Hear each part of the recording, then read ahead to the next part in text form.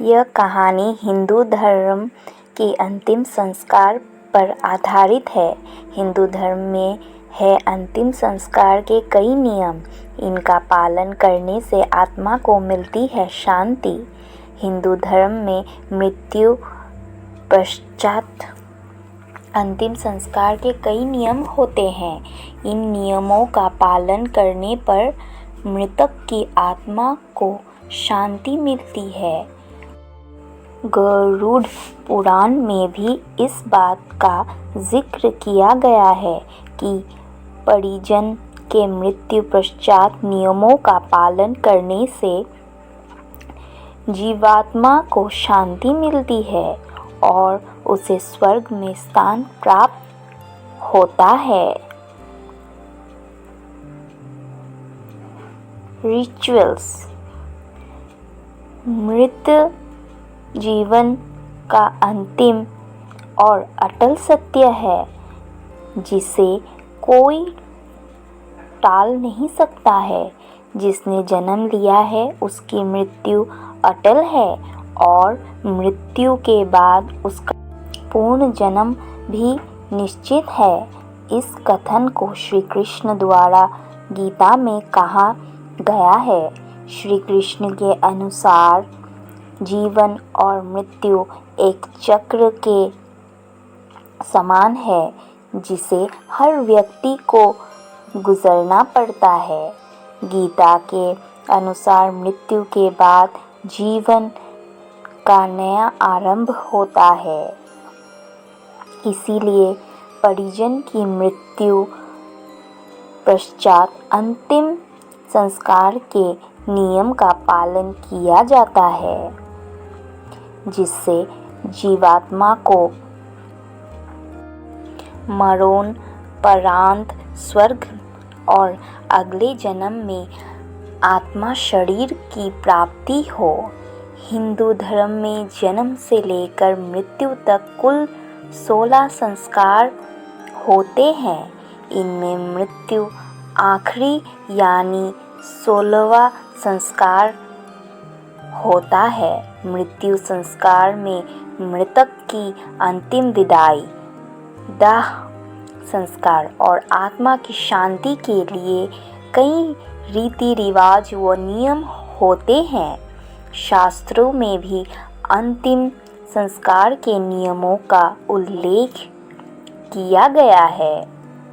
माना जाता है कि जिन मृतकों का विधि विधान से अंतिम संस्कार नहीं किया जाता उनकी आत्मा प्रेत की तरह भटकती है और उन्हें कई तरह का कष्ट भोगना पड़ता है। इसीलिए मृत शरीर का अंतिम संस्कार ज़रूरी होता है। इससे उन्हें मोक्ष की प्राप्ति होती है। आचार्य गुरमीत सिंह जी से जानते हैं मृत्यु के बाद मृत के अंतिम संस्कार के नियमों के बारे में जिनका पालन करना घर के व्यक्तियों के लिए ज़रूरी बताया गया है। मृत्यु के बाद देह संस्कार से पहले मृतक को स्नान कराया जाता है। इसके बाद उसके शरीर पर चंदन, घी और तेल का लेप लगाकर नए वस्त्र पहनाए जाते हैं। हिंदू धर्म में सूर्यास्त के बाद कभी भी दाह संस्कार नहीं किए जाते हैं।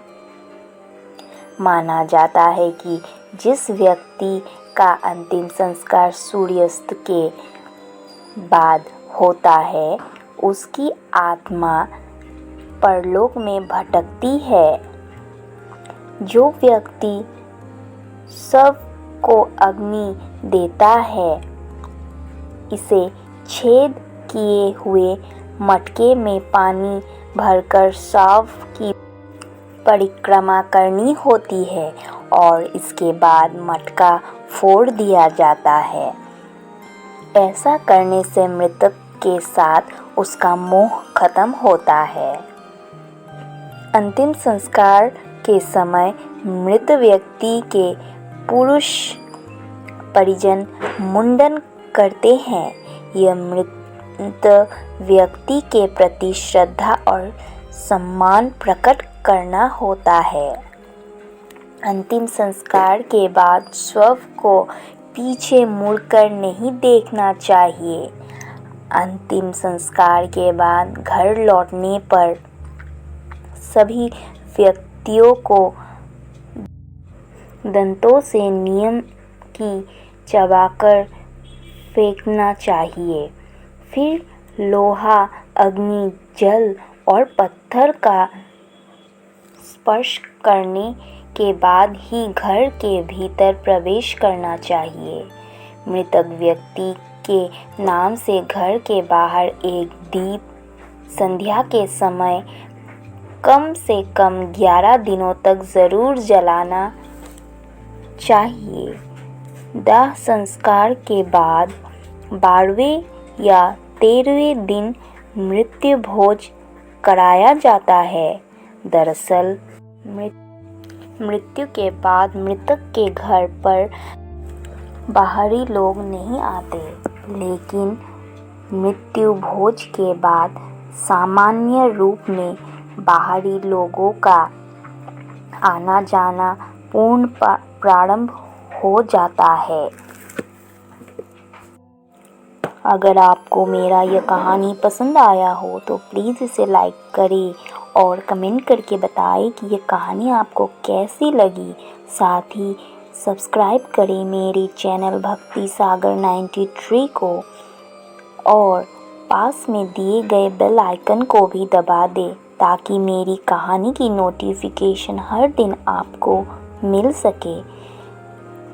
मैं एक नया यूट्यूबर हूँ, मुझे आपकी हेल्प और सपोर्ट की बहुत आवश्यकता है।